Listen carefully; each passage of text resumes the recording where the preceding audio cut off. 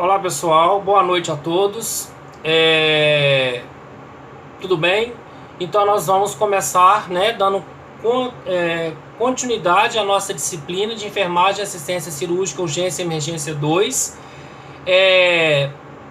Só a nível de conhecimento, lembrando que a nossa avaliação ela já estava marcada há mais de meses, que eu já deixei na plataforma para vocês, avaliação dia 24 de fevereiro, ou seja, semana que vem, nós teremos a nossa segunda avaliação. A primeira vocês já fizeram comigo, somarei com a segunda para a gente tirar a média, certo? Vou postar uma atividade avaliativa para nota, tá? Essa atividade vocês poderão entregar junto com a prova ou entregar na data que está estipulado J3, que é toda quarta-feira, se não tiver mudado a escala de vocês. E lembrar aqueles que talvez, por algum motivo ou outro não lembra, a matéria da segunda avaliação de vocês, ela começa na página 27, na nossa literatura, falar das classificações dos artigos segundo os riscos potenciais de contaminação, artigos críticos, artigos semicríticos, artigos não críticos, tudo aquilo que eu passei para vocês, que vocês vivenciaram nas minhas aulas e que vocês encontram isso dentro dos hospitais, correto? Então, da 27 para frente, tudo que eu dei para vocês nas videoaulas vai ser matéria da prova do dia 24, mais as explicações à parte que eu faço de assuntos que eu reintegro junto ao conteúdo programático de vocês, para que o assunto fica mais explorativo e vocês ficam mais entretidos com relação ao que eu estou passando para vocês. Então, além do que está na apostila que eu expliquei, é lógico que vai cair só o que eu expliquei, eu vou cobrar também aquilo que não está na literatura, mas eu expliquei para vocês também. Então eu tenho autonomia para esse tipo de situação, ok, gente? Então, o último assunto que nós tivemos foi na página 64, foi falado de câncer de mama, os problemas, as adversidades, as afecções psicológicas, que são a depressão, o processo de aceitação, os tipos de tratamento. E aí eu quero que vocês peguem comigo na página 67, nós vamos falar de prostatectomia, E é um assunto também bastante relevante, porque fala muito da questão de tabu, O próprio homem, ele tem esse tabu, alguns, com relação à prostatectomia, ao PSA, ao toque retal, que são condições preventivas e profiláticas que o homem ele deveria ter, mas ele não tem, para que ele tenha uma qualidade de vida. A mulher não faz preventivo todo ano? A mulher não faz mamografia acima dos 40 anos? Acima dos 40 anos, não faz a dessintometria óssea?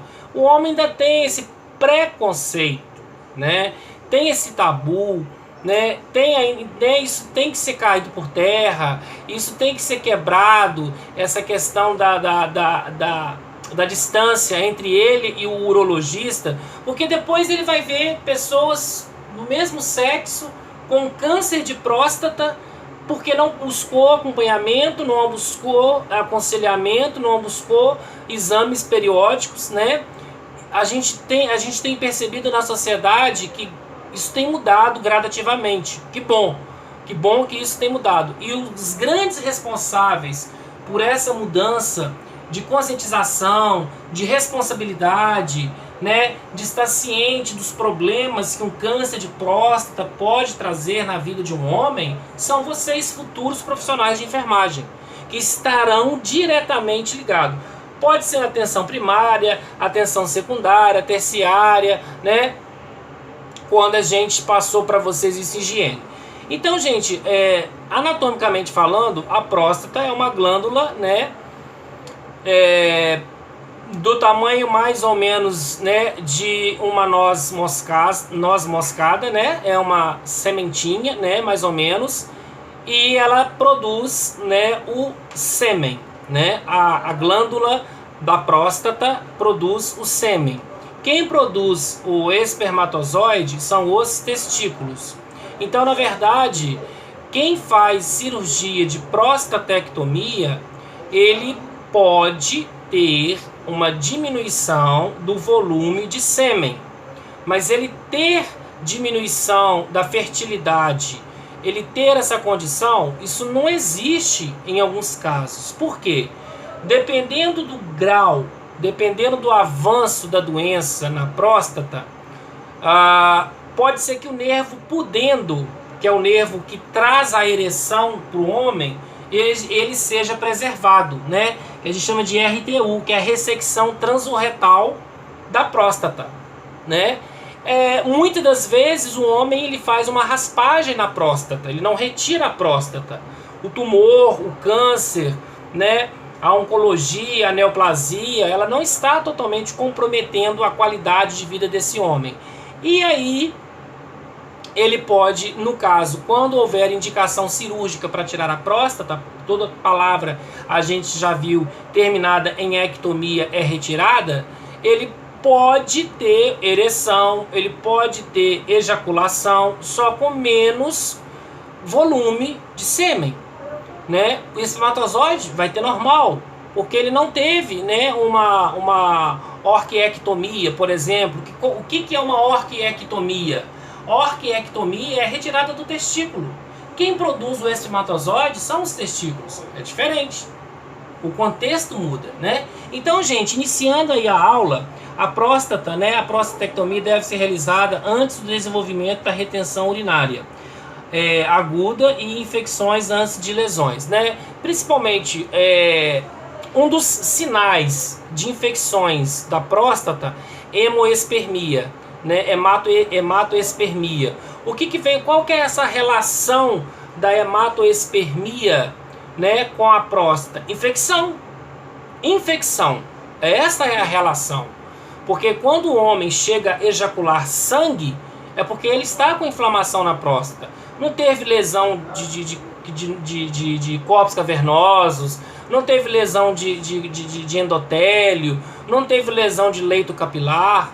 O problema maior, quando ele ejacula e ejacula sangue, já é um sinal, podemos dizer assim, que o homem deve se preocupar um pouco mais.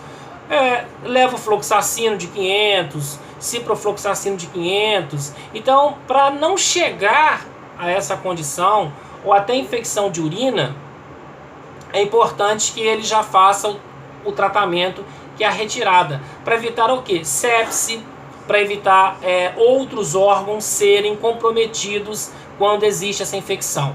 E é importante salientar mais uma vez que todo homem acima dos 40 anos, segundo a Sociedade Brasileira de Oncologia, né, relacionado à urologia, né, segundo a Sociedade Brasileira de Urologia, tem que fazer o PSA, né, que é o exame de sangue para detectar o aumento do nível do hormônio produzido pela próstata, né, que é o antígeno específico prostático, que é produzido pela próstata para produzir o sêmen. Então, quando está aumentada a próstata, por exemplo, o homem tem incontinência. Por que ele tem incontinência? Porque a próstata, ela comprime a bexiga. Se a próstata comprime essa bexiga, o homem, né, com 50, com 60, com 70, com 80, ele vai ter o que nós chamamos de incontinência urinária. Essa incontinência urinária vai fazê-lo usar futuramente, talvez, fralda geriátrica, porque ele não vai conseguir segurar essa diurese, correto? Dando prosseguimento à nossa aula, quatro diferentes condutas são possíveis na remoção, né, da porção fibroadenomatosa hipertrofiada da próstata, que é o câncer, né? Em outras palavras, em outras letras, em outras línguas, nós falamos de câncer. Em todas as 4 técnicas, todo o tecido hiperplásico é removido. Porque se você não tirar tudo, vai ficar uma porção. E essa porção é comprometedora. Agora, a radioterapia para câncer de próstata, a quimioterapia para câncer de próstata, a iodoterapia, a braquioterapia, a hormonioterapia, principalmente esses tratamentos que eu estou falando para vocês, a radioterapia, ela, além de trazer efeitos colaterais, assim como a quimioterapia, assim como a quimioterapia traz, a rádio, ela pega as células ruins que estão presentes no organismo do homem e pega as células boas também. Então, se correr o bicho pega, se parar o bicho come. Então, não tem como a radioterapia pegar somente as células ruins para ser diminuída e para exterminar e para diminuir o volume do tumor. Não tem jeito. A radioterapia, ela pega, infelizmente, as células boas também. Por isso que existe os efeitos colaterais, né?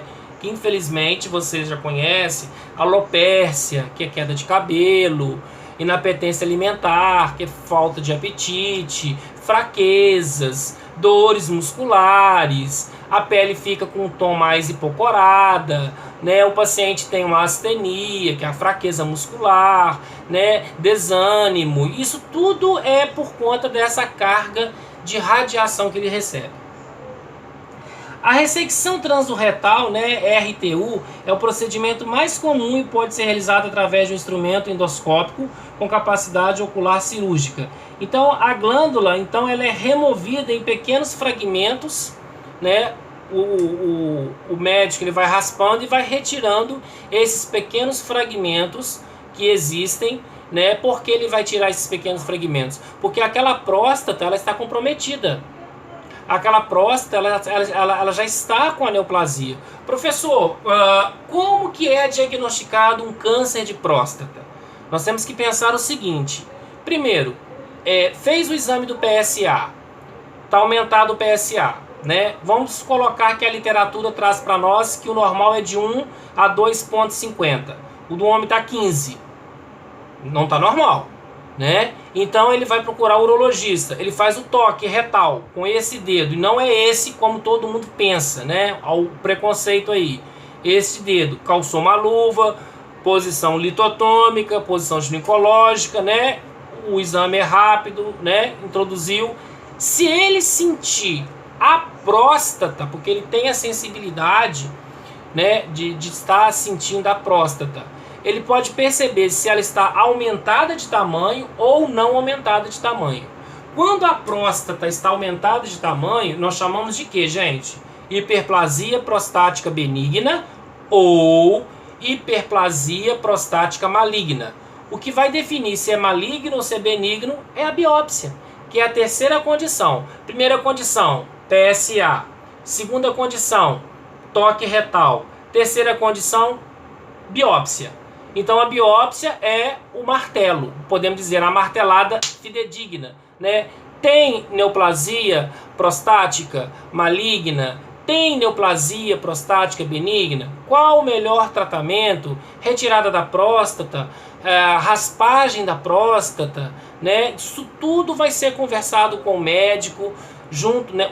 Isso tudo vai ser conversado com o paciente, junto com o médico, a esposa, né? Quem estiver junto, para esclarecer todas as dúvidas necessárias, né? Que possa estar com ele, porque muitas das vezes o que vai bater primeiro no homem quando fala câncer é que ele vai ficar infértil, né? Então é a questão da ereção, é a questão da infertilidade. Então esse mito, esse preconceito, nós temos que acabar isso, porque isso aí que está matando mais e mais as pessoas por conta do próprio preconceito do câncer de próstata.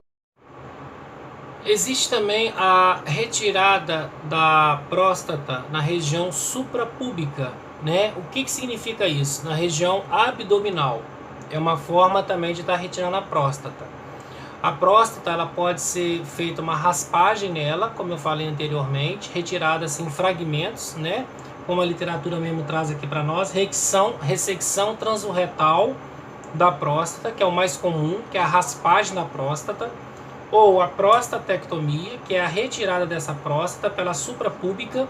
A suprapúbica é a região abdominal por onde vai ser feita uma incisão, e nessa incisão vai retirar, no caso, a próstata, que chamamos de prostatectomia. E a prostatectomia perineal envolve a remoção da glândula através de uma incisão no períneo. Essa conduta é praticada quando outras condutas não são possíveis. É um procedimento útil quando é necessário uma biópsia aberta. No período pós-operatório, a ferida pode ser contaminada de forma muito fácil, né? A incontinência, impotência ou lesão retal são sequelas mais prováveis, na verdade, porque pode lesionar o nervo pudendo, nessa modalidade aqui de retirada da próstata, né? Que a gente chama de prostatectomia perineal, porque a retirada dela, ela pode ser retirada e junto ser lesionado o nervo pudendo. Hoje, com as novas técnicas avançadas que existem no mercado da medicina, pode-se realizar uma prostatectomia, né? Ou seja, a retirada dessa próstata sem lesar o nervo pudendo. Porque, como eu falei, o que é que traz na ereção para o homem? É o nervo pudendo. Enrijecimento dos corpos cavernosos através de sangue que vai enrijecer o membro. Então, quando retira esta próstata, se esse nervo pudendo ele for lesionado, automaticamente não vai ter mais potência sexual. Vai ter uma impotência sexual. Mas com as novas técnicas, com a modernidade, com a ciência avançada, né, os homens que infelizmente têm algum problema relacionado à neoplasia urológica que envolve a próstata, podem ficar menos despreocupados, porque cada caso é um caso, né? A gente não pode universalizar. Então o paciente, ele é o paciente, cada paciente é de uma forma e assim por diante. E aí, gente, para finalizar essa parte de câncer de próstata, nós temos também, lá na literatura, na 67, a prostatectomia retrapúbica é outra técnica mais comum, que é a conduta suprapúbica, que é na região muscular, é na região próxima à região peniana. É feita uma incisão abdominal baixa e a próstata é abordada entre um arco púbico e a bexiga. Este procedimento é adequado para as glândulas grandes localizadas em parte alta da pelve. Neste caso, este procedimento, que é um procedimento muito mais invasivo, só é feito quando a próstata ela está, podemos dizer, 3, 4, 5 vezes maior o seu tamanho.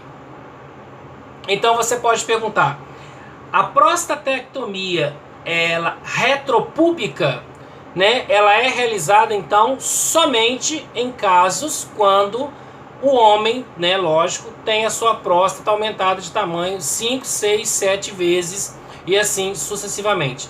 Então nós temos retropúbica, nós temos a prostatectomia perineal, que é uma das mais preocupantes, porque pode pegar o nervo pudendo. Nós temos a ressecção transurretal da próstata, que nós chamamos de RTU, que é a raspagem da próstata, ok? Então, aí nós fechamos essa parte de próstata. Eu quero que vocês peguem comigo lá na página 69, com relação ao desempenho sexual, né? Dando continuidade ao que eu estou falando de câncer de próstata, prostatectomia, retirada, né? Vamos prestar atenção, vamos assistir às aulas, porque isso é prova, isso é matéria da nossa prova. A maioria das condutas cirúrgicas para prostatectomias não resulta em impotência. Por que não resulta em impotência? Não resulta em impotência porque não vai lesionar o nervo pudendo. É claro, a resposta é essa. Não existe outra resposta. Na maioria dos casos, a atividade sexual pode ser reiniciada de 6 a 8 semanas, né? Varia com relação ao pós-operatório dessa pessoa, como é que ela está. O tempo necessário, né, para a cicatrização da fossa prostática. Após o líquido, né, após a ejaculação, o líquido seminal vai para a bexiga, sendo excretado na urina. Né? Isso são algumas alterações anatômicas que acontecem na uretra posterior, leva a ejaculação chamada de ejaculação retrógrada. O que é uma ejaculação retrógrada? Ejaculação retrógrada é quando o homem ele ejacula para dentro. Dentro de onde? Da bexiga. Né? Então, teoricamente, pode ser que há um processo de infertilidade, porque ele não vai ter sêmen e nem vai ter espermatozoide, né? O líquido prostático, que faz parte da lubrificação peniana da glande, é uma outra situação, é uma outra história, né? Tem pessoas, né, que engravidam com coito sexual, né? Antes de ejacular, o homem, ele, né, não termina o ato, não termina o coito sexual com a mulher, fazendo coito, ejaculando fora do organismo da mulher. Então, mas o problema é que no líquido prostático que tem na glande do homem, aquela lubrificação que a maioria dos homens tem, pode ter espermatozoide ali. Então, às vezes, a gravidez ela ocorre por coito interrompido. Achando que está fazendo bom, achando que está fazendo o correto, às vezes a gravidez ela é feita no próprio coito interrompido, ok? E falamos agora de criptorquidismo, né? O que é criptorquidismo? Na verdade, a criptorquidia, né, ou criptorquidismo, é uma doença do sistema, né, urinário, do sistema urológico do homem, lógico, que é a ausência de um ou dos dois testículos. Quando é a ausência de um testículo, eu chamo de criptorquidia unilateral. Quando é a ausência dos dois testículos, eu chamo de criptorquidia bilateral. Não é regra, tá, gente? Não justifica homens com dois testículos produzirem uma quantidade expressiva de espermatozoide e serem férteis.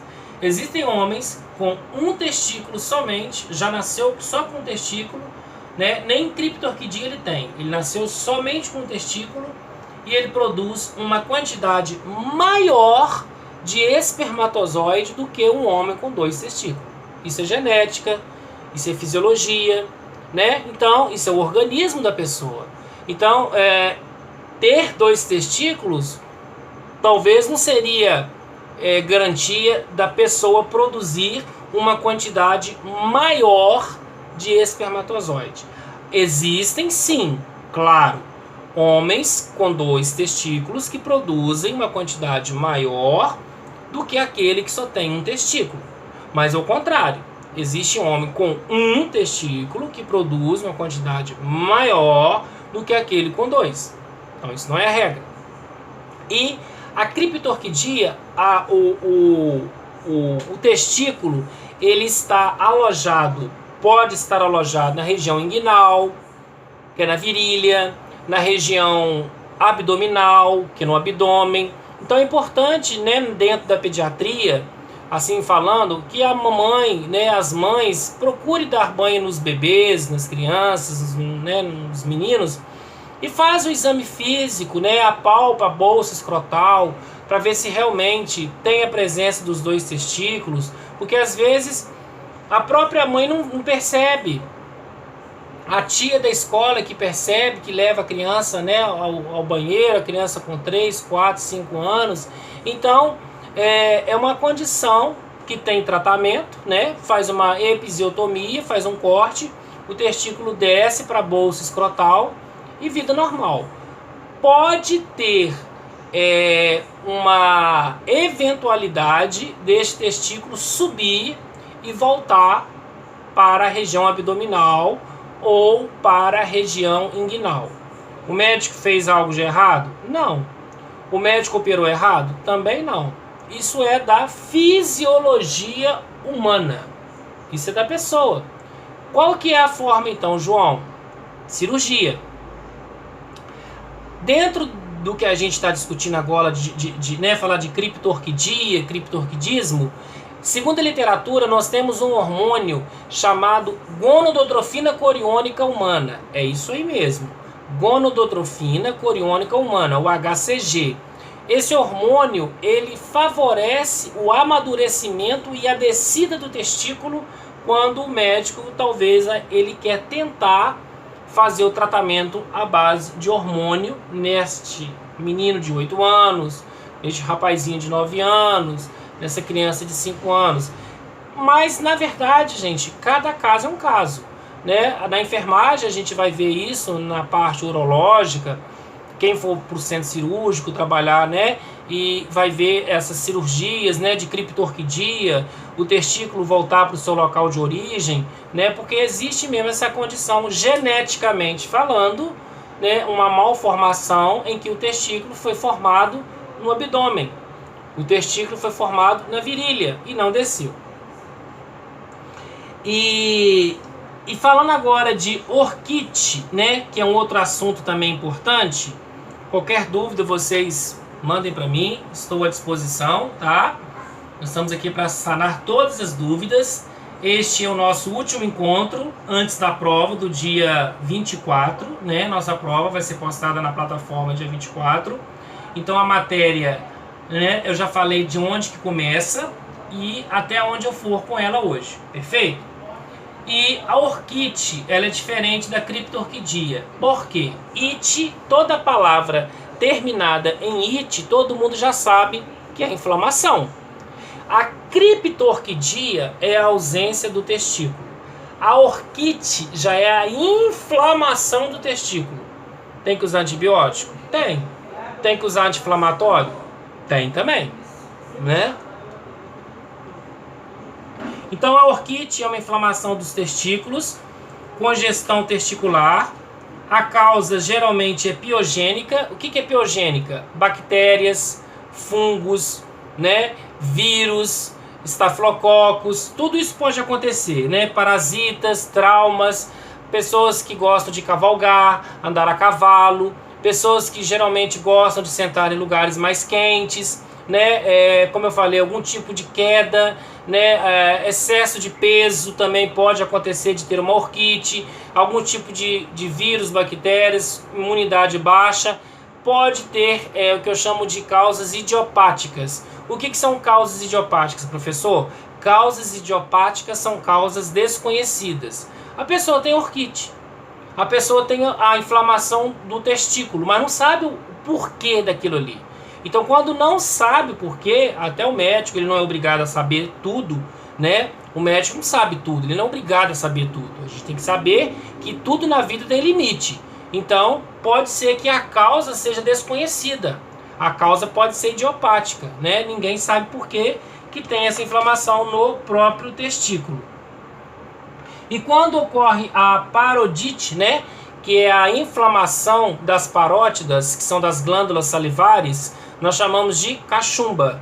Então, uma das causas da orquite também pode ser a presença das parodites, né? A inflamação das glândulas salivares, né? As glândulas salivares presentes aí na região das parótidas, né? Próxima à região mandibular, a região do pescoço, as bochechas, né? E ter a condição de ter uma orquite, né? Não é que o nódulo ou o edema desce, né? Como muitas pessoas pensam, que acontece da cachumba descer para o testículo, né?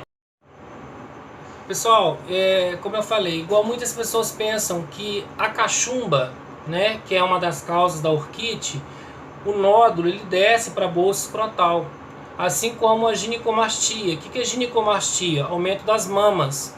A mama aumenta de tamanho, de volume. Na verdade, é o que? É o vírus, é a espiroqueta, é o parasita, é a bactéria. É aquilo que está ali presente na glândula, né? Por exemplo, nas parótidas, nas glândulas salivares, cai na corrente sanguínea e aloja no testículo, causando a orquite, tá? Não tem nada a ver uma coisa com a outra, isso é mitologia, isso é uma coisa que já vem dos antepassados, dos nossos familiares, que fala que, né, tem que comer suspiro para curar cachumba. Isso aí é uma condição que não tem nada de comprovação científica.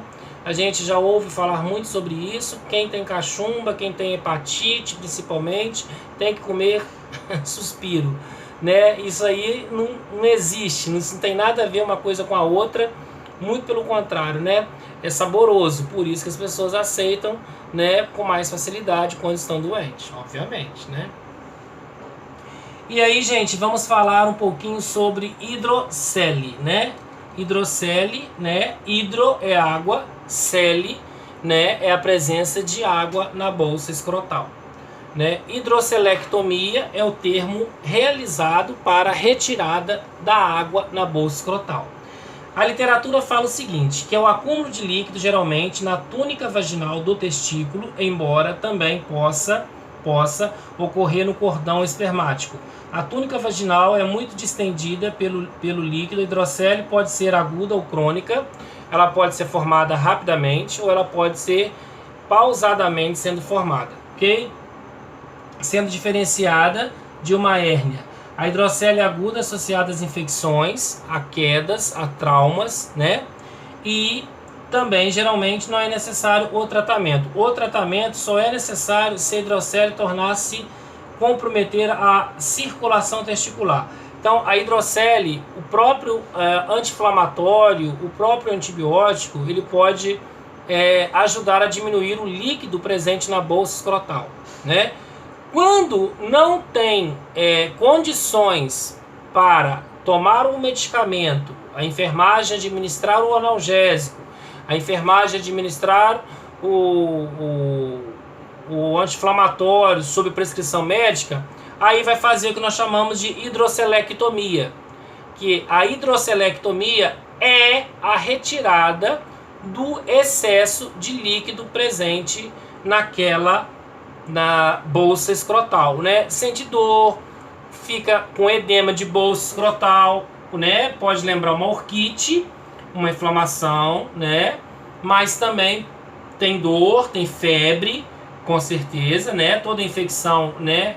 A gente pode não generalizar, mas vem com febre. Então, hoje existem livros que nos falam que pneumonia, por exemplo, não precisa ter febre hoje para você ter uma pneumonia, né? Os próprios livros, os autores, as literaturas atuais, elas mostram e comprovam isso pra gente, ok? E a varicocele, gente, né? O tratamento é varicilectomia, né? Que é a presença de varizes dilatadas na bolsa escrotal.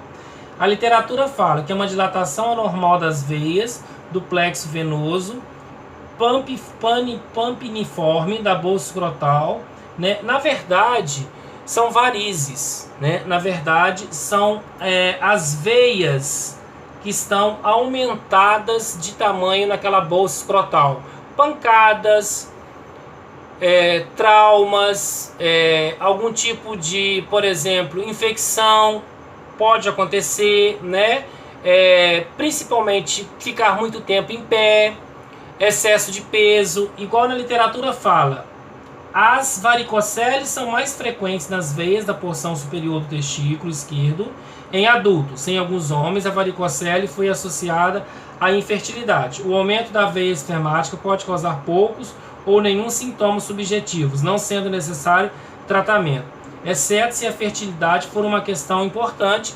Aí vai fazer o tratamento, né, que é congelar os espermatozoides, aqueles espermatozoides poucos espermatozoides que ele já produz, ele vai congelar no banco de sêmen, no banco de espermatozoide, para acumular uma quantidade em bilhões de espermatozoides para fertilizar a sua esposa. A não ser. Então, mas a gente falar que é regra, quem tem varicocele, quem tem hidrocele, quem tem orquite, quem tem criptorquidia, ter infertilidade, professor? Não, gente. Tem pessoas que podem ter a cachumba, né, inflamação das parótidas, a orquite, que é a consequência da cachumba, né? A criptorquidia, que é somente um testículo, né? Pode ter, porque ela vai produzir espermatozoide do mesmo jeito. Então, cada caso é um caso, né? Cada caso é um caso. Então, a gente não pode generalizar. Quem tem um testículo não vai produzir espermatozoide. Agora, a não ser que nós temos doenças, né, severas, comprometedoras, por exemplo, como câncer de testículo, que é uma retirada dos testículos por um evento daqueles que são chamados câncer de testículo, e o homem não vai mais produzir testículo, né? Ele pode usar uma prótese testicular para aumentar o seu ego, o seu id, o seu superego, para a sua estima ficar elevada, questão de sunga, praia, cachoeira, né? Enfim. Mas ter espermatozoide ele não tem mais, porque ele tirou os testículos. Se ele tirou os testículos, ele não tem como fertilizar, ele não tem como fecundar. Não existe a clivagem do zigoto. Vai ter sêmen, porque uma coisa é uma coisa, outra coisa é outra coisa. Quem produz o sêmen é a próstata. Quem produz o espermatozoide é o testículo. Então uma coisa é uma coisa, outra coisa é outra coisa. Não possamos confundir isso daí, e nem podemos confundir. A partir de hoje, quem confundir, e se for pedido em prova, eu vou ficar chateado. Não pode, tá? Um produz sêmen e o outro produz espermatozoide. Eles dois juntos não produzem os dois elementos ao mesmo tempo. Não, cada um produz um. E aí, gente, falando agora no próximo assunto, né, pra gente já quase finalizar todo, pós-tatectomia, né?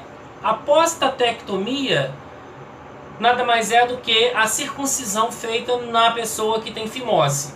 Às vezes a gente pensa que é só homem que tem fimose, mulher também tem fimose. Existe a fimose masculina e a fimose feminina.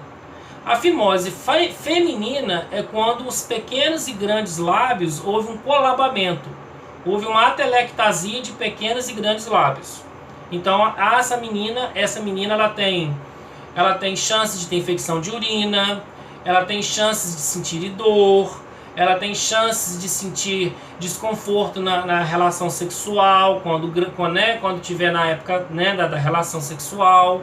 Então, a mesma forma é o homem, né? O sebo, a sujeira que fica por debaixo da pele do homem, nós chamamos de quê? De esmegma.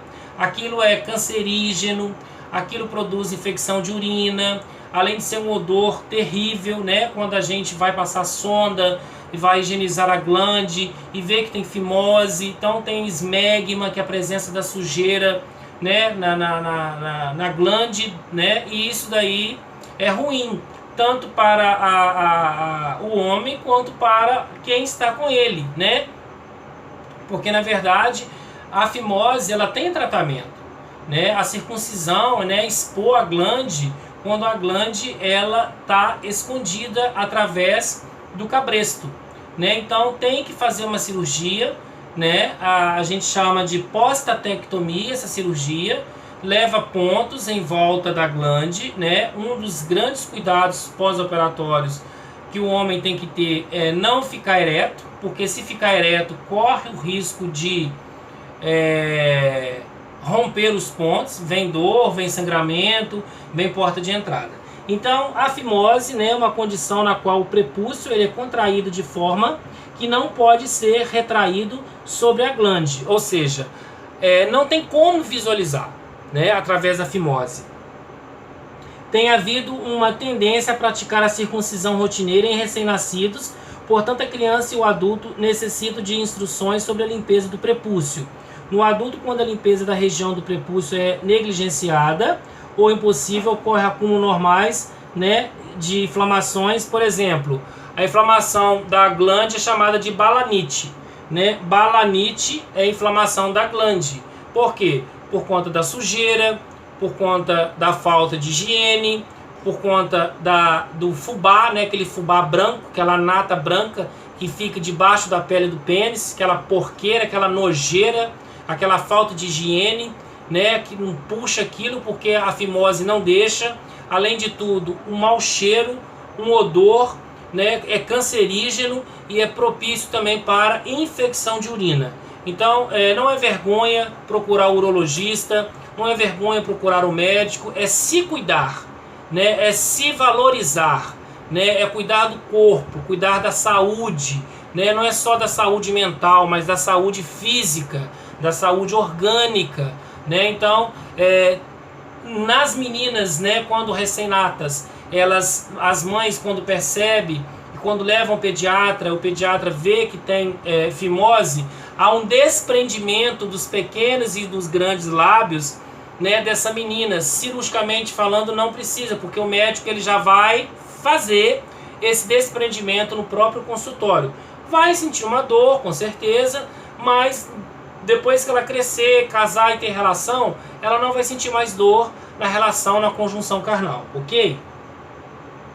E aí, gente, o paciente ele é instruído sobre os cuidados da higiene adequadas do prepúcio. Como eu falei para vocês, tomar banho, puxar a pele, lavar a glande, né? Vulgarmente falando, o nome chulo que a gente chama é de cabeça, né? Na verdade, tecnicamente, dentro da literatura, a gente chama de glande, né? Então, é tratada, né, com uma redução manual, comprimindo a glande. Então, a gente tem a fimose, tá? Que é a não manifestação da glande, porque o cabresto, ele prende a glande, não sendo exposta, e tem a parafimose. A parafimose, na verdade, é quando há o coito sexual, há a relação sexual, mas a pele ela não volta para proteger o pênis, né? Então o homem ele tem que buscar com as suas mãos a pele para voltar a cobrir o pênis. Uma grande vantagem que o homem tem é que o homem tem a pele que protege o pênis. A mulher já não tem pele, a mulher é exposta. Então o risco, a vulnerabilidade, digamos assim, a susceptibilidade de infecção urinária, principalmente em fraldas geriátricas, é muito maior nas mulheres do que nos homens. Primeiro, o canal da uretra da mulher é menor do que o do homem. O canal da mulher é menor, então o contato com a bexiga é mais próximo do que o do homem, porque o homem tem um corpo peniano, tem a uretra, né? Então, ou seja, vai demorar um pouco mais para chegar na bexiga. E além de tudo, tem a pele que protege, né? Então, isso que a gente faz é uma educação continuada e permanente, é conscientização, é valorização da pessoa humana, né? A gente, quando vai dar banho de leite, a gente tem que tratar isso com bastante ética, com bastante respeito, com bastante moral, né? Valorizando a pessoa humana em todo o seu contexto, ok? Bom, gente, eu quero deixar esse recado para vocês, né? Essa aula de hoje. A nossa matéria vai até aqui, até na parte de fimose, que é a parte na página 70. Eu quero agradecer a colaboração de vocês, eu quero agradecer a participação de vocês. A nossa prova é dia 24, né? Vai estar postada para vocês a nossa prova, só para eu confirmar aqui direitinho. 24 de fevereiro. Vou postar uma atividade para a nota, para ser entregue junto com a prova. E qualquer dúvida que vocês tiverem, mande para mim. Muito obrigado a todos. Foi um prazer mais uma vez estar com vocês. Ok, pessoal? E qualquer dúvida que vocês tiverem, eu estou à disposição sempre. Forte abraço.